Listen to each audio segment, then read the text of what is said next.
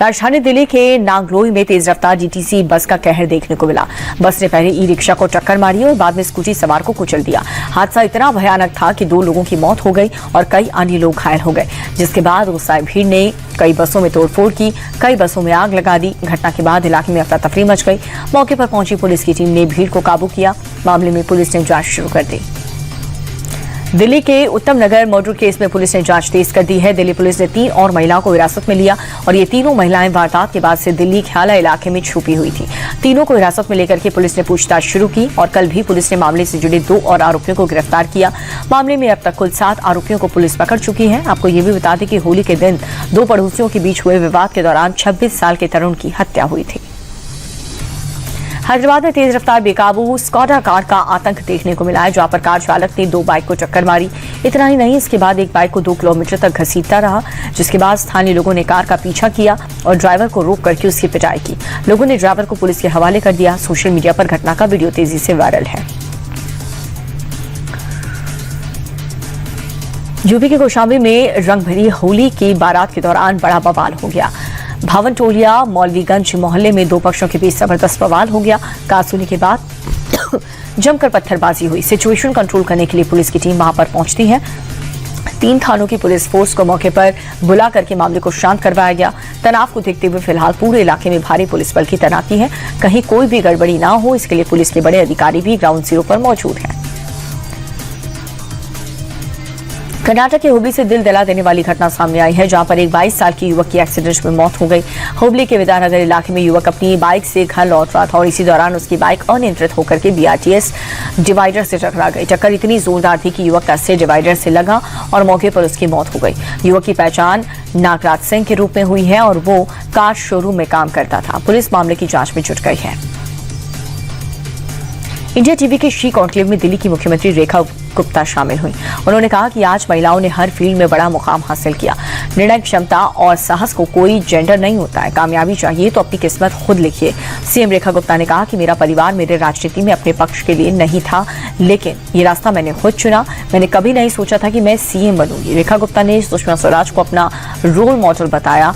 हर महिला को सम्मान का जीवन चुनने का हक है, कहा।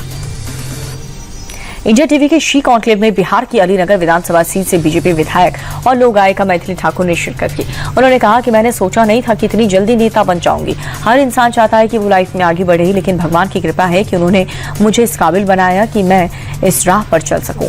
मैथिली ठाकुर ने पीएम मोदी को अपना आदर्श बताया। मैथिली ठाकुर ने कहा कि मेरे पिताजी खास ध्यान रखते थे कि बेटा करे ना करे, बेटी का जरूर पढ़ना है। ऐसे घर में पली बड़ी जहां प्राथमिकता के साथ मुझे संगीत में आगे बढ़ाया गया।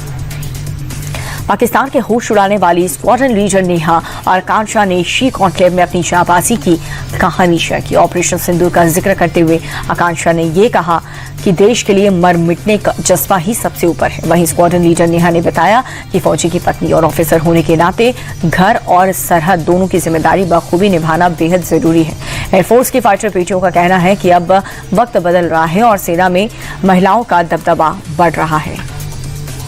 इंडिया टीवी के शी कॉन्क्लेव में कैराना सांसद इकरा हसन ने अपनी सियासी यात्रा का एक्सीलेंट बताया है। इकरा हसन ने कहा कि राजनीति उनके लिए एक बहुत बड़ी जिम्मेदारी है। टिकट बंटवारे पर सवाल उठाते हुए सपा सांसद बोली कि सिर्फ 1-2 टिकट से बदलाव नहीं आएगा। राजनीति दलों में महिलाओं के लिए रिजर्वेशन जरूरी है और इकरा हसन ने यह भी कहा कि महिलाओं के पहनावे पर नहीं, काबिलियत पर फोकस होना चाहिए। हिजाब पर पर्दा भी महिलाओं पर थोपा नहीं जाना चाहिए और ये हर महिला की अपनी चॉइस है।